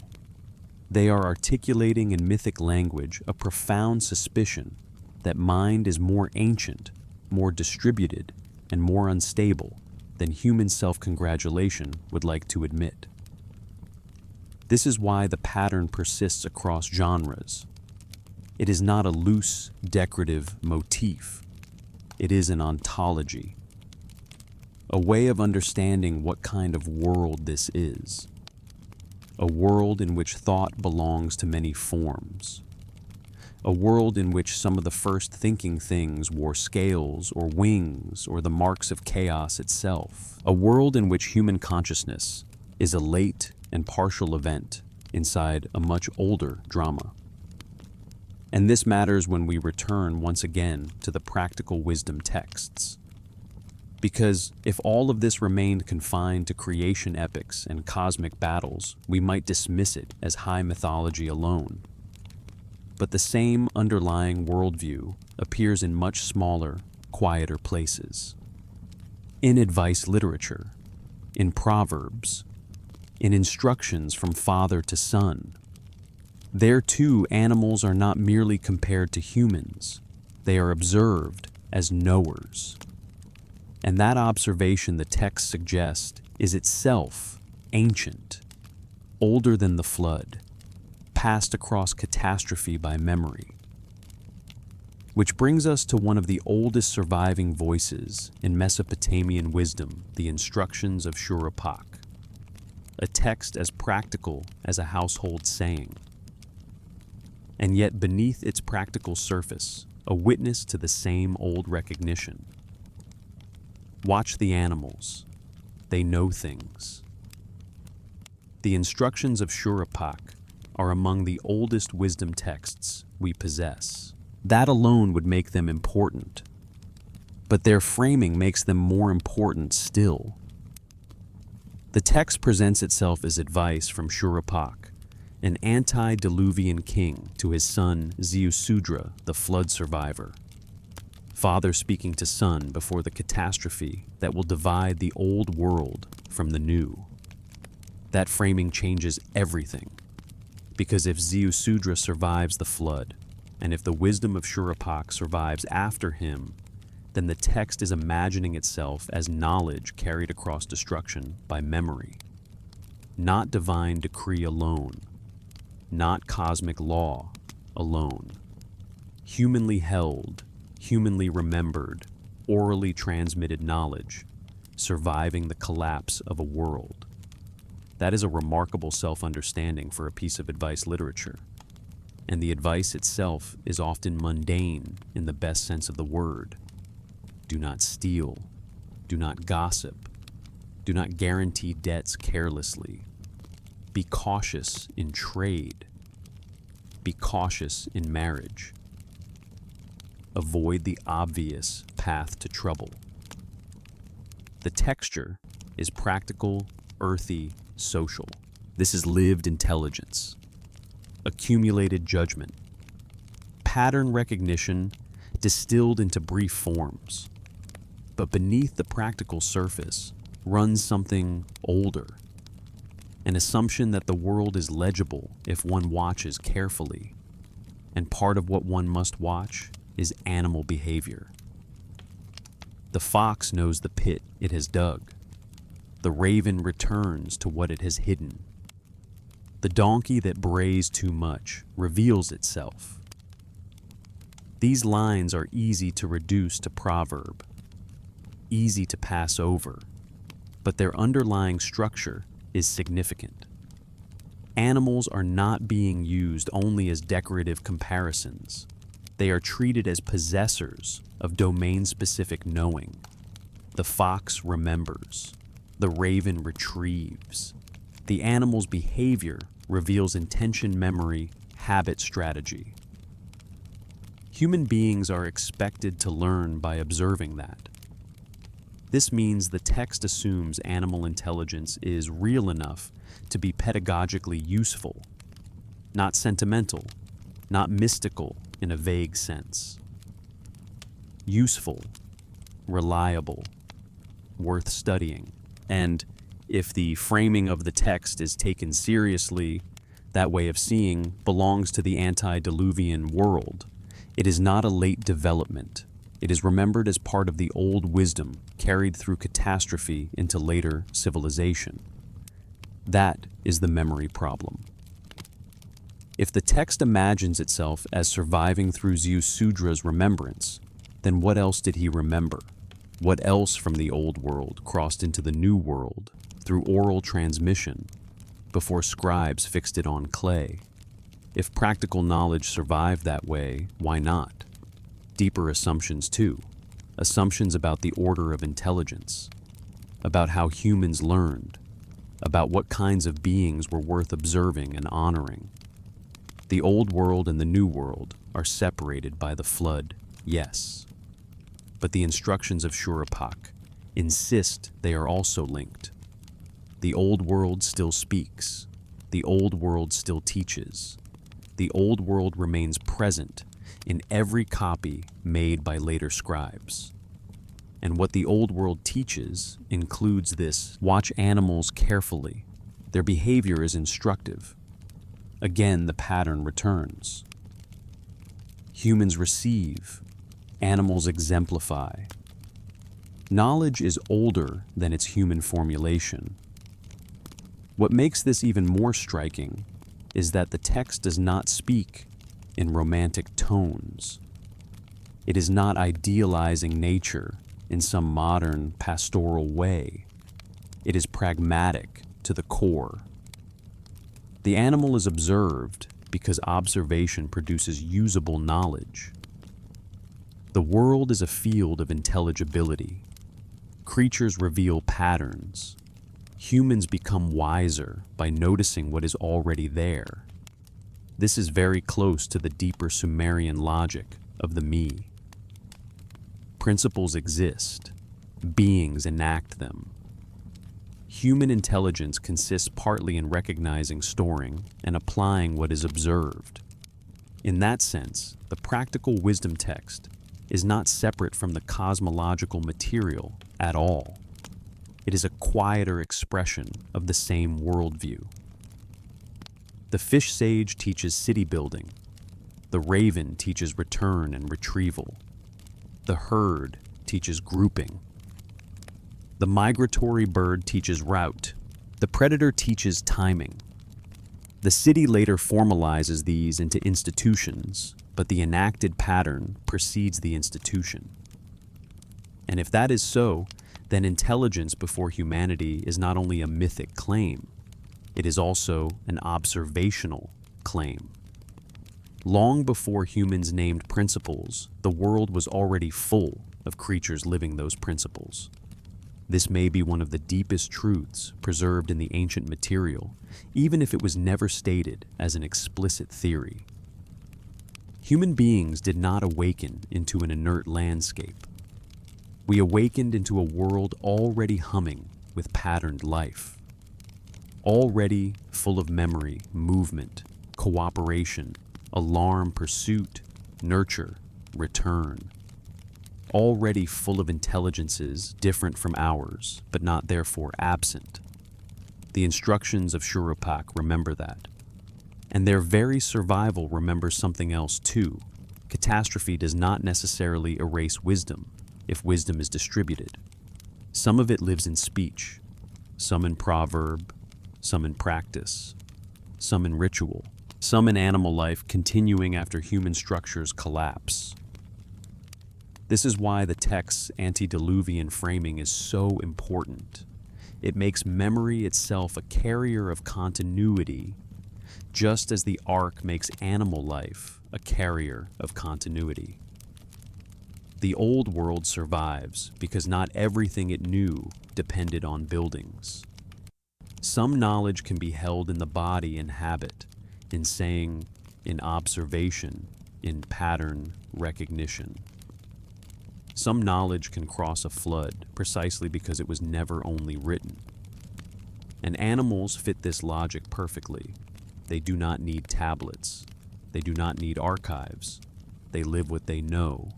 So when cities fall and tablets break, animals still continue the enacted memory of the world. That thought is not directly argued by Shuruppak, but it hovers there. The old wisdom text says to watch them because they are reliable demonstrations of principles. And if they demonstrate principles reliably, then their very continued existence through catastrophe becomes part of how the world remembers itself.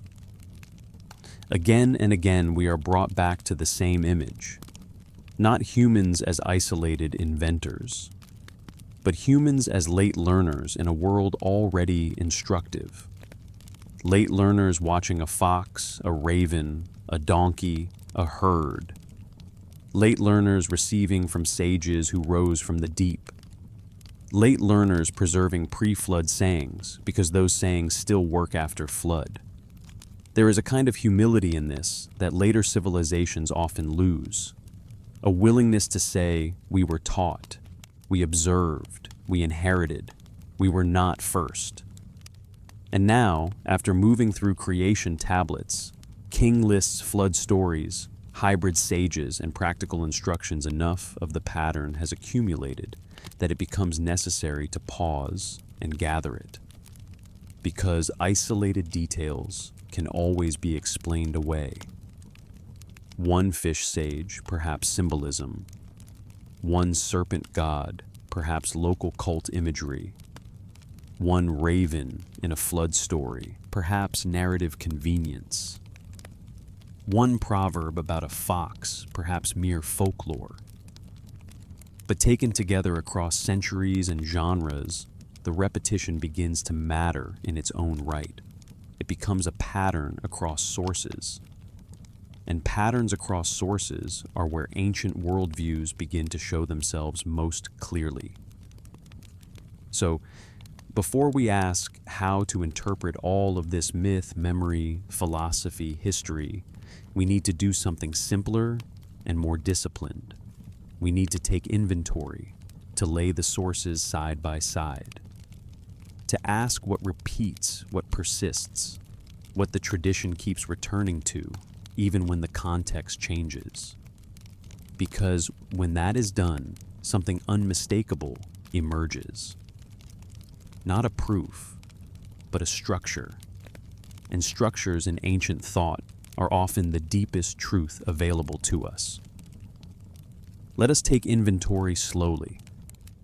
We began with CBS 10,673, the Eridu Genesis tablet, where humans and animals appear in parallel within creation, where cities are founded by divine decree, and where the flood preserves not only a chosen human, but the living creatures necessary for the world's restoration. We move to the Sumerian king list, where antediluvian kings reign in impossible durations, yet in sober administrative tones, and where later tradition pairs those earliest rulers with sages from the water. We examine the abcalu themselves, fish-bodied teachers rising from the deep to bring writing measurement law, ritual architecture, and ordered life. We looked at Ningish Zeta, the serpent-associated guardian of thresholds and hidden wisdom. We looked at Anzu, the great bird capable of both blessing and theft, a non-human intelligence standing near the tablet of destinies. We considered the abzu, where knowledge exists before humans do, and the me which pre-exist human institutions and are received rather than invented. We looked at Adapa, the human sage granted wisdom but denied completion, intelligence bounded by divine management. We return to the flood narratives where animals survive not merely as useful cargo, but as carriers of continuity.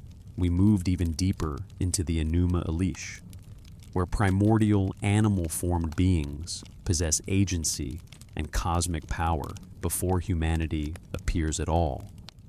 And then we listen to the instructions of Shuruppak, where practical wisdom from the antediluvian world includes the repeated premise that animals demonstrate patterns worth learning from.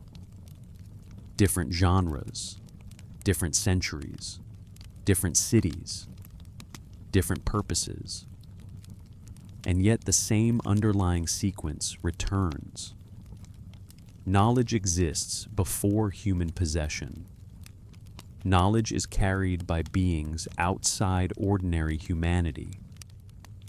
Those beings often appear in animal or hybrid form. Humans learn by receiving, observing, inheriting. This is not incidental repetition. It is worldview. And once we see it as worldview, the Mesopotamian material stops looking like a pile of unrelated curiosities and starts looking like a coherent intuition expressed in multiple registers. In cosmic narrative, in ritual, protection, in historical memory, in practical instruction, in flood survival, in kingship. The intuition is simple and profound. Human beings are not the beginning of intelligence. The old texts do not seem embarrassed by that. They do not rush to assert human supremacy. They do not insist that the city created wisdom out of nothing. Instead, they speak of descent, gift mediation, inheritance. There is a humility built into the structure of the story. But there is also a subtle discomfort. If human beings do not originate wisdom, then we do not fully control it. If our institutions are based on me that precede us, then our civilization is participation, rather than authorship. If teachers stood before us fish-bodied sages, serpent guardians, birds of the threshold, then our achievements are derivative in the strict sense, derived from what was earlier, deeper other. This may help explain why the animal forms are so persistent. The animal body marks otherness. The fish body says this comes from the deep, from a place you do not inhabit naturally. The bird body says this comes from above or beyond your ordinary route. The serpent body says this comes from below, from hidden passages you do not comfortably enter. The hybrid body says categories themselves were once more fluid than they are now. In every case, the form itself teaches. Wisdom comes from beyond the comfortable human center. That does not require literal belief in fishmen. It does require taking the narrative structure seriously. The Sumerians and their Mesopotamian heirs repeatedly encoded the origins of knowledge as extra-human. That is the point that keeps returning. And perhaps this is why the old sources also place such emphasis on boundaries. The wisdom bearers live at edges, waterland, sky-earth, life-death, wild city, chaos-order. Humans, by contrast, live mostly in the middle. We build walls, we stabilize fields, we keep records, we settle. But first knowledge comes from the edges. It is imported inward. That is still true in a way even now. New insight often comes from boundaries, from what a system excludes, from what seems alien, from what does not yet fit. Mesopotamian myth dramatizes this in animal form. There is also a pedagogical pattern here that should not be missed. If human beings can observe animals and learn principles from their behaviors, then knowledge is not only handed down by divine command, it is also gathered through attention. The world itself is instructive because living creatures embody patterns. The city may formalize those patterns into institutions, but the patterns predate the city. This is one possible reconciliation of the more mythic and more observational strands in the material. The fish sages teach civilization in one register. In another register, animals teach through behavior. In both cases, the underlying idea is the same. Humanity learns from forms of intelligence, not identical to itself. That is why the flood matters so much. The flood tests whether those forms can survive. If they do, the world can be reassembled. If they do not, restoration becomes impossible. So the ark carries not only bodies, but principles. Not only life, but continuity of enacted order. At this point, the old opening question changes shape again. Were animals smarter than humans in the Sumerian imagination? Perhaps that phrase is too blunt, too modern, too competitive. It may not be what the texts mean. A better phrasing might be this: did the Sumerians imagine that wisdom existed in non-human forms before humans became its principal literary custodians? That seems much closer. And on that question, the answer is difficult to avoid. Yes, they did, or at the very least, they preserved narratives that behaved as though that were true. They carved, copied, recited, and ritualized a world in which knowledge preceded us, crossed toward us, and continued to dwell in living beings beyond us. That does not solve interpretation. It intensifies it. Because now we have to ask what kind of truth this is. Symbolic, historical, psychological, philosophical. Some layered combination of all four. The sources allow more than one answer, and each answer captures something real. So, before we finish, we need to move from inventory to interpretation. There are, broadly speaking, three ways to read the evidence. Each explains part of what we have seen, each leaves something unresolved, and the tension between them may be the most honest place to stand. There are at least 3 serious ways to read these texts. None of them can be dismissed easily. None of them explains everything. Each illuminates one side of the pattern while leaving another side in shadow. And because the ancient material is layered, broken, and multivocal, the most careful reading may require allowing all 3 to remain in view at once. The first is the standard academic reading. Myth.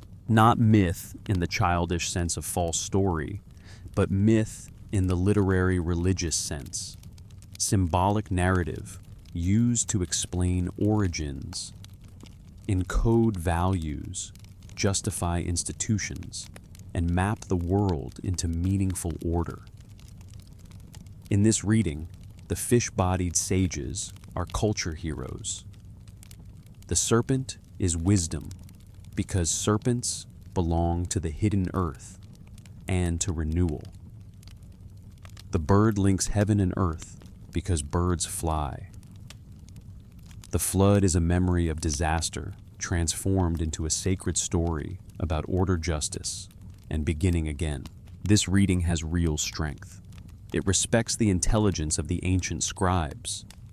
It does not imagine them as foolish literalists confusing symbol with fact. It allows animal forms to function as compressed theological language.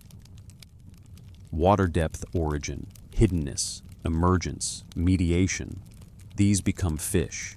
Height, storm, omen, transcendence, these become birds. Under earth pathways, healing, regeneration, these become serpents. A sophisticated symbolic system, in other words. And yet this reading, persuasive as it is, leaves a residue. Why this symbolic system so consistently? Why this repeated insistence that humans are late, dependent, instructed derivative? Why not simply give civilization directly from gods to human founders? Why preserve intermediate beings so carefully? Why attach them to antediluvian chronology, specific cities, specific lineages? Symbolism explains much, but not the full weight of the narrative structure. The second reading is more inward. These texts as encoded wisdom, philosophical, spiritual, psychological. The fish as the unconscious. The serpent as transformation. The bird as transcendence. The flood as dissolution and reconstitution. The abzu as the deep reservoir beneath conscious mind. Human beings receive knowledge not because gods literally pass down tablets, but because much of what we know emerges from levels of being deeper than discursive reason. We do not invent everything consciously. We receive from instinct, dream embodiment, pre-rational pattern inherited structure. There is depth in this reading too. It accounts for why these myths still feel psychologically alive. They are not only about old Mesopotamia, they are about the recurring human experience of discovering that thought does not begin where conscious ego thinks it begins. That understanding wells up from below, that the body knows, that instinct knows, that transformation often comes through engagement with what appears non-human, inside us or beyond us.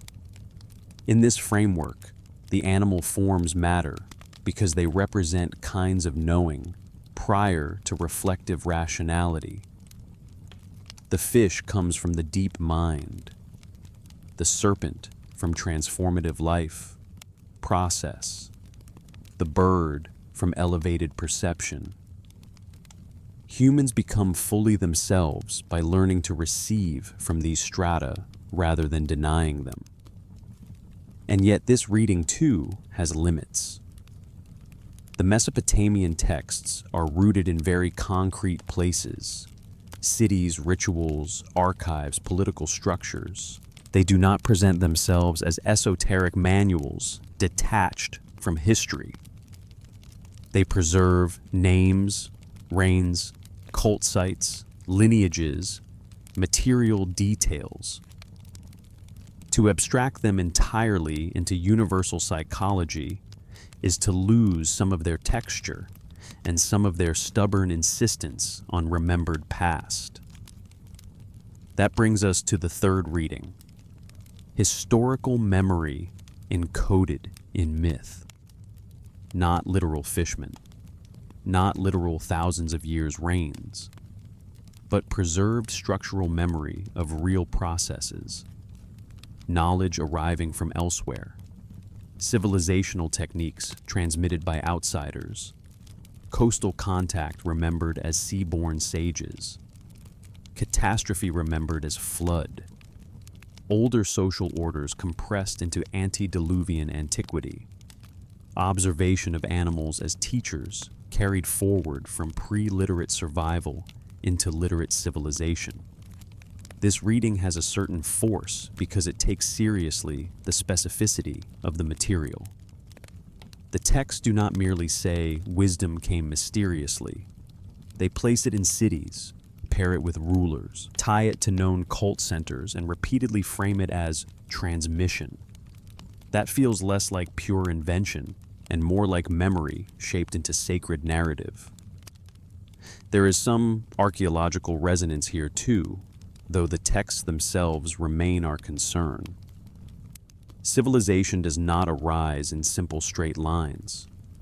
Technologies often appear suddenly because the preconditions were accumulating elsewhere, or because specialized knowledge concentrated rapidly. Flood memory can endure for astonishing lengths of time in oral cultures. Cultural encounters can be mythologized without losing their structural truth. In that light, fish-bodied sages might preserve memory of seaborne teachers. Bird and serpent beings might preserve domain-specific associations between knowledge and observed life forms.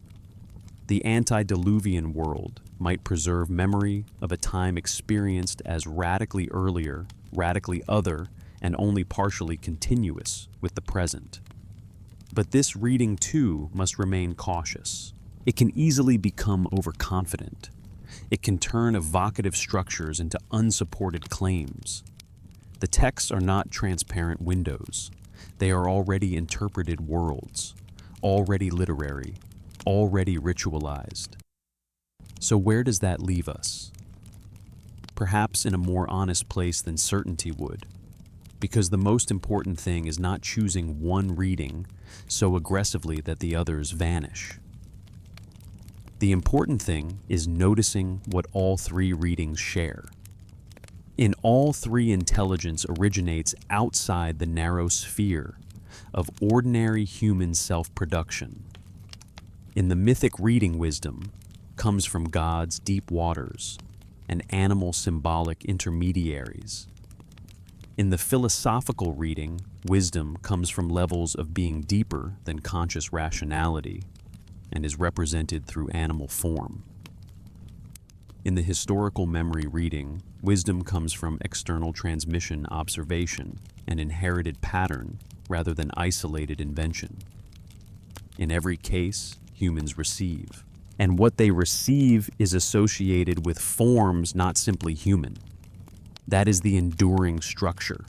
That is the old intuition the tablets press into clay again and again. Human consciousness is not first, not sufficient, not alone. It emerges into relation with older powers, older patterns, older forms of knowing. That is why these texts still unsettle us, because modernity flatters us with the idea that human intelligence stands at the center. The Sumerian material does not flatter. It decenters. It says, your cities are inherited. Your order is borrowed. Your knowledge was taught. Look backward, downward, outward. The source is not where your pride would like it to be. And perhaps that is why the ancient stories gave the first teachers scales and feathers. Because only by making wisdom visibly other could the tradition preserve the memory that it did not begin with us. So now, at the end, we return to the beginning again, to the clay in Philadelphia, to the broken lines, to the question that started all of this and refused to go away. What do these tablets still hold? What do they still say? And what might it mean now to hear them without rushing to tame them? It is late now, or early. Darkness has thickened, or morning has begun to gather, depending on where you are, depending on what hour this finds you, depending on how long you have stayed with the question. And the question has asked to be stayed with. Not solved too quickly, not reduced too quickly, stayed with. We are back where we began, in that basement vault in Philadelphia, standing again before CBS 10673, a fragment of baked clay, cool under museum lights, broken, incomplete, 2/3 lost, and still somehow capable of carrying a thought across 4,000 years. A thought we would not expect, a thought modern culture is not especially comfortable hearing. That intelligence did not begin with us, that whatever became human civilization was received through a world already alive with knowing, that animals or beings remembered in animal form stood nearer the beginning than we did. Over the course of this long return through the sources, the pattern has become difficult to ignore. The Eridu Genesis, the King List, the abcalu, Ningish Zeta, Anzu, the abzu, the me, Adapa, flood narratives, Tiamat's creatures, the instructions of Shuruppak, different texts, different periods, different purposes, one recurring structure. Knowledge exists before human possession. Knowledge is carried by forms not fully human. Humans learn, inherit, implement. And even when the city rises, even when writing appears, even when kingship settles into record, the old intuition remains. We were not first. We were taught. The modern scientific mind will hear part of that and feel an unexpected recognition. We know now that animal intelligence is real, diverse, widespread. Ravens solve problems. Whales preserve song traditions. Elephants carry memory. Octopuses manipulate and plan. Ant colonies build with distributed logic. Wolves coordinate. Birds navigate across distances we still struggle to imagine from within their own sensory world. We know, too, that human intelligence arose inside evolutionary continuity, not outside it. Long before writing, long before cities, long before temples and law codes and kingship and clay tablets.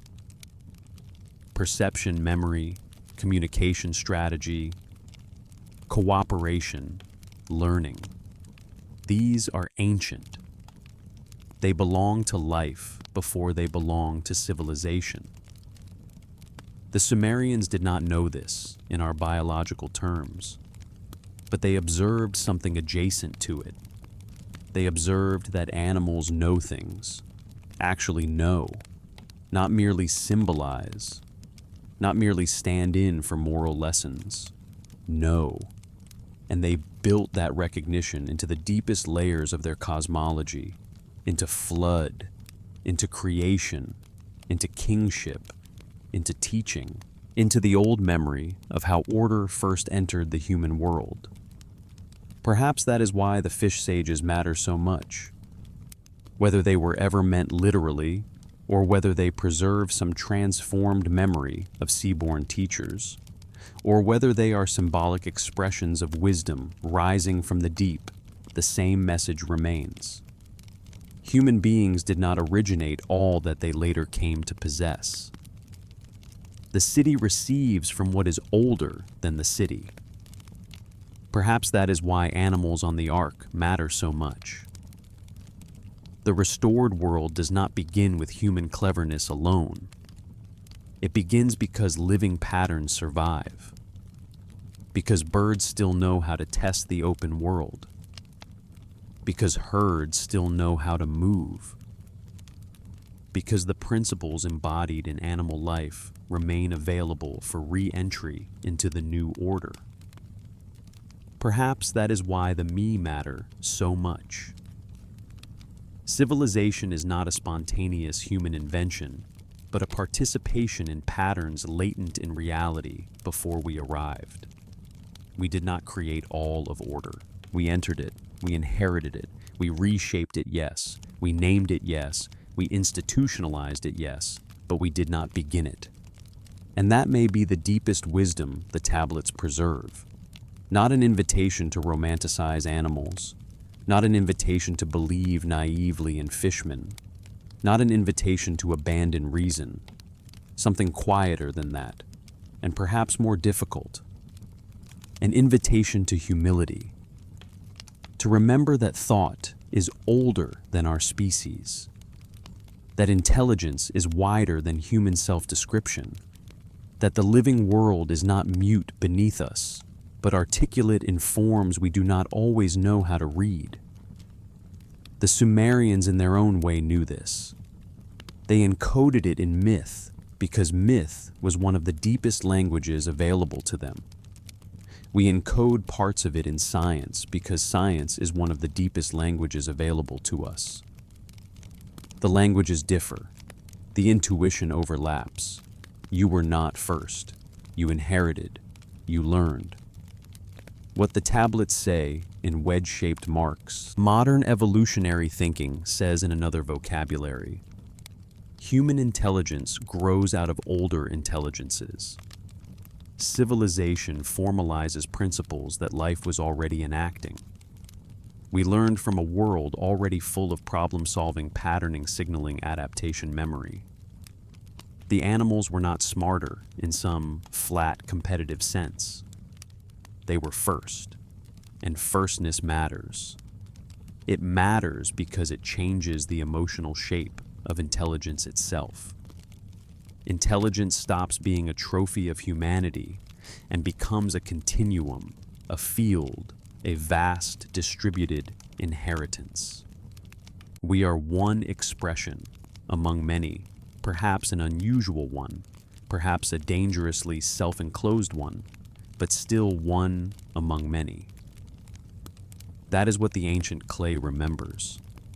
That is what the fragments still hold. Before you built cities, something else already knew. Before you wrote language, something else already communicated.